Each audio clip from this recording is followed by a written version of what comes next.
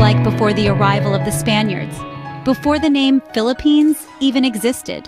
Let's set the clock back to around 3,000 years before the Common Era, when the first inhabitants, known as the Austronesians, began to settle in the archipelago we now call the Philippines. The Austronesians were not just any group of settlers. They were skilled seafarers and navigators, traveling across the vast Pacific Ocean in their crafts, crafted from wood and bamboo, using the stars, wind, and currents as their guides. They established themselves on the islands and developed a rich and diverse culture that was uniquely their own. Their knowledge and skills weren't limited to the sea. On land, they developed advanced agricultural practices, cultivating crops such as rice and yams.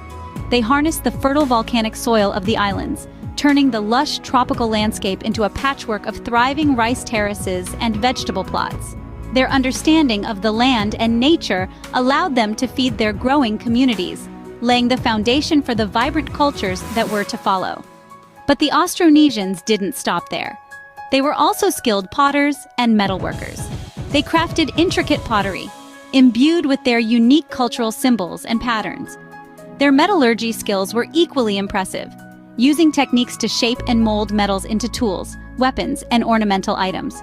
These artifacts, many of which have survived to this day, offer a glimpse into the richness and diversity of their culture. So, what was the Philippines like before the Spaniards arrived? It was a land of seafaring pioneers, skilled farmers, talented potters, and innovative metalworkers. It was a place where diverse cultures and communities thrived, each contributing to a rich tapestry of civilization. So the Philippines was already buzzing with culture and civilization, long before any European set foot on its shores. It was a place where a unique way of life had been flourishing for thousands of years, a testament to the resilience and creativity of its people. Did you know that the Philippines was once a bustling hub of trade in Southeast Asia?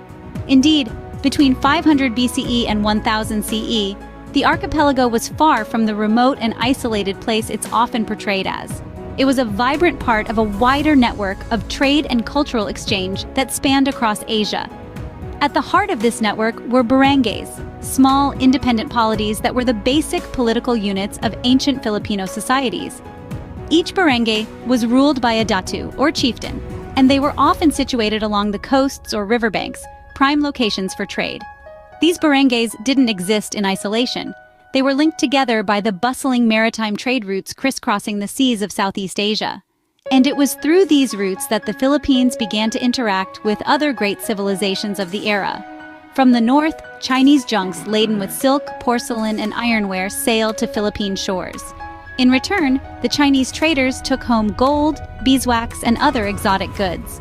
The influence of these interactions is still evident today in the Filipino language, with words like susi for key, bias for bias, and tanso for copper, all derived from Chinese. And it wasn't just China. The Philippines also traded with the Indianized kingdoms of Southeast Asia, and even with distant India itself. These interactions introduced Hinduism and Buddhism to the archipelago, influencing local beliefs and practices. From the southwest came traders from the Srivijaya and Majapahit empires, the Malay archipelago, and the kingdoms of Borneo. They brought not only goods but also the teachings of Islam, which began to take root in the southern parts of the archipelago. These exchanges of goods, ideas, and beliefs didn't just enrich the individual barangays. They also helped create a shared sense of identity and culture across the different polities. Thus, by the time the Europeans arrived, the Philippines was not an isolated archipelago, but a part of a larger network of Asian trade and cultural exchange. It was a place where diverse cultures met and intermingled, shaping the rich and complex history that we continue to uncover today. Want to hear about mighty kingdoms and sultanates that once ruled the Philippines? Let's step back in time between the years 1000 and 1500 CE and enter an era of grandeur and sophistication. This was an epoch where powerful kingdoms and sultanates ruled the archipelago, each with their distinct political organization and social hierarchy. Among these was the Kingdom of Tondo, located in what is now the Manila area. Tondo was a bustling center of trade and a hub of social and political activities. Its rulers, known as McKeon, presided over a complex society, where nobles, freemen, serfs, and slaves all had their roles. Further south, the Kingdom of Butuan emerged along the banks of the mighty Augustus River. Known for its mastery of maritime trade and boat building, Butuan was a significant player in the regional trade network. Its rulers, known as Rajas, led a society immersed in fine craftsmanship and rich cultural traditions. Around the same period, the Sultanate of Sulu and Maguindanao rose in the southern parts of the archipelago. These sultanates, with their Islamic influence, introduced a new level of political organization and legal system. The sultans, as the rulers, were not only political leaders, but also spiritual guides, blending governance and religion in a way that profoundly shaped the culture and society of the region. The arts and literature flourished during this era. The Bebeyan script, an ancient writing system, was widely used across these kingdoms, while epic poems, riddles, and proverbs enriched the oral literature. One can't help but marvel at the grandeur of this period. The kingdoms and sultanates of the Philippines were not isolated islands, but vibrant, interconnected societies with a rich tapestry of culture and tradition. They had robust political structures, complex social hierarchies, and a flourishing arts scene, which were all testaments to their sophistication and ingenuity. These kingdoms and sultanates were a testament to the rich and complex political and cultural life of the pre-colonial Philippines. What was the Philippines like right before the arrival of the Europeans? As we delve into the early 16th century, the Philippines was a thriving hub of trade and culture, far from the undeveloped image often depicted in conventional narratives. The archipelago was a bustling crossroads for traders from China, Japan, India, and the Malay kingdoms, offering a cornucopia of goods like gold, beeswax, and resins for exchange with porcelain, silk, and other exotic commodities. The Philippines' political landscape was equally dynamic, characterized by a complex network of independent chiefdoms known as barangays. Each barangay was like a small kingdom, led by a datu or chief, who held both political and religious authority. The datus followed a system of customary law, called adat, which governed everything from marriage and inheritance to trade and warfare. Amidst this flux of trade and politics, the Philippines was also a mosaic of cultures and languages. Each island, each barangay, had its own unique traditions, customs, and dialects.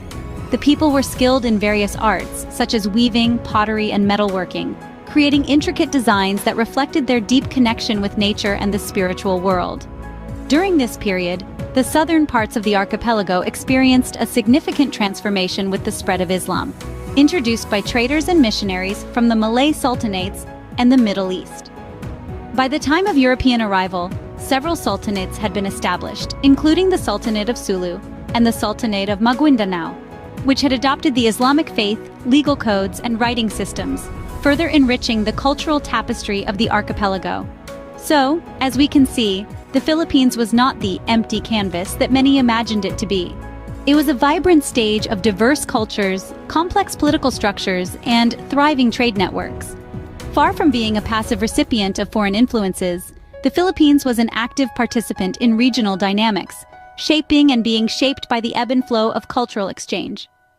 The Philippines, thus, was no terra incognita, but a vibrant archipelago with a rich tapestry of cultures when the Europeans arrived. So, what does this journey through the pre-colonial history of the Philippines tell us? It paints a vivid tapestry of a world far removed from the European-centric narratives we often encounter. It tells the saga of the early Austronesian settlers, who navigated the vast Pacific Ocean and laid the foundation of a rich and diverse culture. These seafaring pioneers, equipped with their indigenous knowledge and skills, made the Philippines their home around 5,000 years ago. Their story is intertwined with the growth of trade and polities. The archipelago, with its strategic location, became a vital hub in the network of maritime trade routes. Goods, ideas, and people flowed freely across its shores, fostering a vibrant exchange of culture and commerce. This period saw the rise of barangays, independent polities governed by datu, who held both political and spiritual authority. As we journeyed further, we witnessed the rise of mighty kingdoms and sultanates. The archipelago was not a mere collection of isolated islands, but a stage where political power and religious influence played out. From the Hindu-Buddhist-influenced kingdoms of Tondo and Butuan to the Islamic sultanates of Sulu and Maguindanao, the Philippines was a melting pot of cultures, each contributing to the unique tapestry of its history. On the eve of the European arrival, the Philippines was a vibrant, interconnected world, teeming with life, trade, and cultural diversity. It was not a blank canvas waiting to be painted by European explorers, but a richly detailed masterpiece, brimming with its own colors and contours. The history of the Philippines doesn't begin with Magellan's arrival. It is a saga of seafaring people, flourishing trade, mighty kingdoms, and diverse cultures. A saga that deserves to be told and remembered.